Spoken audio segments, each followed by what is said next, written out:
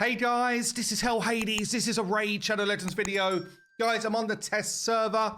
I'm able to show you the patch info 2 days before it's due to go live. So pretty exciting stuff. And this patch is mainly about quality of life changes, which honestly, for me, I feel like they're some of my favorite patches. You know, when we get some decent quality of life fixes coming through. So we're going to check it out. We're going to see if we feel like they went far enough. And are the quality of life changes the ones that we really, really want? I have seen a bunch of content. I actually wasn't able to join the last content creator like round table with the devs from Raid, which was a real shame. But they did talk about some cool, stuff coming down the line as well, which I think I might just cover in a separate video at this point. But yeah, there was some cool stuff coming. But for this patch, what we got going on? Let's start with, I guess, a nice one. Super Raids in campaign. Fed up with seeing 12-3 over and over again. I guess we don't stop seeing it over and over again, but we at least get double the run for our energy, which, I'm playing the free-to-play right now. I actually value this a ton. My Alice clears in about 14 seconds. I'm sitting there with the replay. I play a lot on my phone, actually, for the free-to-play challenge because I can't be sitting in front of my PC all day long, especially not on weekends and evenings. So, yeah, I'm just playing replay. So, yeah, really, really... It's good, and it's a good quality of life fix. Nothing more than that. Right. Next one is actually massive. We've been asking for it for a while. Hydra takes a long, long time, right? So let's go into Hydra. Let's grab my Ultra Nightmare team. And, actually, I can't hit quick battle until I've beaten it up. Interesting. Okay, so I'm going to beat it up. I'm actually just thinking as the run goes, even after beating it up, I can't show you a quick battle because I would have already beaten that area. So I guess let's just talk about it. Quick battle. Now it's saying here 5. Quick battle runs a Hydra battle as usual in auto mode, but the results are shown almost immediately. So it's the same as what we get in now regular clan boss. You have to have beaten it up first. Okay, so this option will only become available after dealing 6.66 million or more damage to the Hydra with 1 key at this difficulty. I think that's probably a bug because generally, you have to one-shot the maximum chest to be able to do it, which would be normal, right? But that info there was out there for Nightmare. So I guess that's a bug on the test server. And I'd imagine that you need to... Let's see if it says the same here. Yeah, okay. So did I just have it on the wrong fight? I did. Okay, yeah. So you need to be able to one-shot the Hydra to get maximum chest before you can start using quick battle. Once you've done it once, you can then go in quick battle like next week. So the trouble we've got here, or I guess the outrage that's going to flow back, is they're only giving us 5 quick battles. And the thing with Hydra is you can fight it, as you just saw me do, fight it, realize it's going badly, and do a free regroup. Now, quick battles, you're going to be able to go quick battle 1. Is it a number that I like? Yes or no? Did my run go well? If it wasn't, I go again.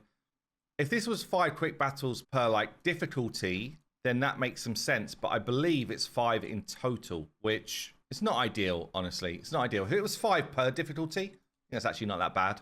I think that would be good. I think that would be a good one to get to. So we are on a test server. We are testing. We are giving feedback. But that's the feedback we're giving, is that we'd like to make sure that that does go a bit further than just 5 in total. Overall, though, for me, all of my teams are auto.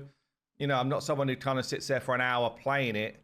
All I do is I watch it for 40 minutes or 30 minutes or whatever. So for me, I think that's a good piece now, especially now that we've got Chimera in and we're actively trying to improve our Chimera stuff. Generally, what's good with this type of game is once the content is kind of done and dusted, then make it quicker for people to finish it because you've got to concentrate on the new content. So I do think it's a decent quality of life change. But yeah, the number of keys feels a bit low. Okay, we've got a whole bunch, by the looks of this, of new relics coming in as well. So let's check out the relics here. There's now going to be, I'll show you where you get them first, actually. So the clan is extending to level 30. And there's going to be epic relics. Let's just see if there's anything else in those slots. So it could be rare, it could be epic, it could be 1 star of the basalt. We've also got a potential of gemstones, legendary relic, what are these called? gilding medallions, 2 or 3 star basalts. Quite high profile right now, at least. You know, getting this basalt stuff is difficult to do, or there's not many places we can get it yet. The gemstones, very difficult to get at the moment. So yeah, this feels like not bad. I guess not a bad adjustment. I wonder if they put any in lower in somewhere, because yeah, this is a long while to get to a level 30 clan. That takes some time. Have they thrown anything in earlier? Because, you know, given this, yeah, see, this is poor form in my opinion, right? A 1-star basalt at level 15. This is where it just like you lack foresight, raid. Seriously. 1 star is kind of weak sauce, right? Why don't you throw that in, I don't know, as an option once you've got Yannicka, or once you've got Yakal, or as an alternative, I don't know, in slot 4? Is it that big a deal to make it like, who's getting this right now? Basically people that have played the game for years. That's the people that are getting this stuff. So yeah, it just feels like it's a little bit late in the evolution of a clan, honestly, because it is just you know, it's now just a thing that you can just add on at low level play. I like that about the relics. You know, my free to play, every single champion that I'm using on my free to play has got a relic. They're not necessarily good, but they're giving me extra stats and, you know, all that type of stuff. So this feels a bit weird. Everything's whacked up to level 15. I get it on the, you know, if there's like a high level relic that you can win, but the 1-star, 2-star stuff, I feel like should just be lower. Anyway, that's where you get the stuff from. And then in the relic crafting, we've now got a clan section. So far we've had the standard, the chimera, the event, the clan. What's kind of weird is, I mean, I don't know. Yeah, I don't know. It makes a lot of sense having all these differences. But anyway, what's going on with these? Let's start low to good. So the rare ones. Wearer receives 2% less damage per each ally protection effect or buff placed by them. Damn, see, again, that's a really nice one for a low-level like player coming through that's trying to get up clan boss through ally protection. Like my Taragi would love that right now, but there's no way I'm going to get any of this stuff if it's only going to be farmed from that level 15 clan stuff. You know, it's just not possible. So do we see what it is ranked up? I don't know how I'd do that here. The flesh render, Wearer increases the damage of each hit on the next attack by 3% of any surplus heal when healing themselves. God, that's a mouthful. Damage cannot be increased by more than 20k. So you can get an extra 20k hit if you do like a big surplus heal to yourself. Random. Such a random ability. Okay. We've got here Valkanen's Grasp. Okay, these are all named after champs. Is there a champ called Flesh Render? Maybe there is. Right. Valkanen's Grasp. Wearer reflects 5% of damage absorbed by block damage or unkillable back to the attacker. Damn, that's actually interesting.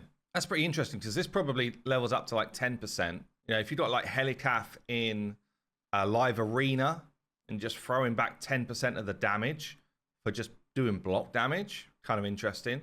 Next one, Inferno Sphere. Wearer's resistance increases by 2% for every 5% HP lost up to 20. Okay, very niche type of ability. Temporal Stagnator. Wearer has a 20% chance to remove, steal, or convert buffs or increase a skill's cooldown when landing a weak hit. So this is kind of like an affinity breaker, but for relics in a sense. So you're still able to do some of your stuff on weak hits. Got another one here, Essence Quencher. Looks like a damage one based on the stats. Whereas damage is increased by 20% of the target's current turn meter. 20% of the turn meter, so up to 20% more damage, basically. Damage, oh no, here you go. Damage cannot be increased by more than 10 and 5 against bosses. So you get basically a 10% pump if the enemy's turn meter is over 50. Plus, obviously, all the stats. Okay, let's check out the mythical ones then. Very hard to get these, obviously. Wearer has a 30% chance to get an extra turn when reviving allies. 30%, and that probably goes up to like 50 with speed on it as well. Wow, this is nuts. It's absolutely nuts. That's crazy. Okay, and then Murder Fang. Wearer has got a 25% chance to deal bonus damage when using default skills, so A1s. Bonus damage is either 3% of for single target hits or 1% AoE hits of target's max HP. This is kind of like, and these probably go up to like 5%, 3% or something like that. I feel like that is basically like another Phantom Touch or another mini War Master type of prop going off, which is quite cool. Quite cool, and obviously there's a lot of stats that go alongside it. So there you go, that's the new relics that are being added. I assume you can only craft a clan one. Let's throw all these in. Does it then pop up any percentages here? Yeah. I assume you can only get any sort of chance to craft a clan one when you've got some sort of clan material in there. You see here at the moment it's a 50-50 between event and standard. So I've got the event stuff in.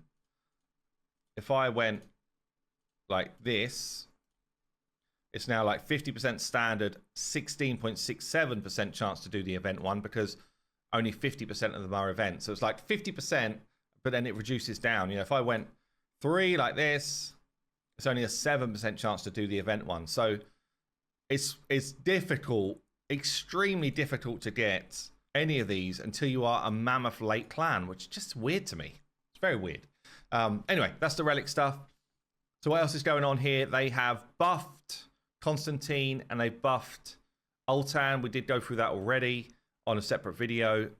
Feels to me like Constantine might have a place, but he still is very reliant on these debuffs being landed. But now he's going to be ignoring a ton more defense. So if we can get these debuffs in, potentially he becomes significant in terms of his damage output. Like massive step up in terms of his damage output. If you can get all of those debuffs going, I would say if you do not own Vlad, it's like considerably harder to activate him, like way harder. You kind of need Vlad, probably Anima Child, and then Constantine's going to start basically ignoring defense. What else have we got here? Some AI fixes are in. Champion names were added to the Soul Collection, Soulstone times 10 summons, and limited events in the Altar of Souls. Not 100% sure what that is, but I guess maybe some just weren't in there and now they put them in or something. I'm not entirely sure what that means. Filter updates on champions. Right, let's have a look at this. So we can now filter by Faction Guardians, plus it will be active by default on team selection screen for Faction Wars. I don't fully understand what it means by you'll be able to filter out Faction Guardians. I don't fully understand what that part means. Let me know. Am I being crazy? Yeah, I don't think they've changed the ability to search for champion by name in areas like this, which is actually a little bit annoying. But anyway, some good stuff in there. It's probably not as many quality of life fixes as we would like. Obviously, you know, if there's anything we want right now, especially playing this free-to-play, man. Oh, super raids in Minotaur. Why would you not let us have it? Turn it on. Literally, turn it on today. That's it. It's the easiest thing for you to do. You know it. You just got to switch on a piece of code. Turn it on today. Turn it on in 2 days' time for people. You will not believe the positive response you will get if you turn it on. Anyway, that's going to be it for this one. Let me know what you think of the quality of life changes coming through up in Hell Hades. I'll see you soon.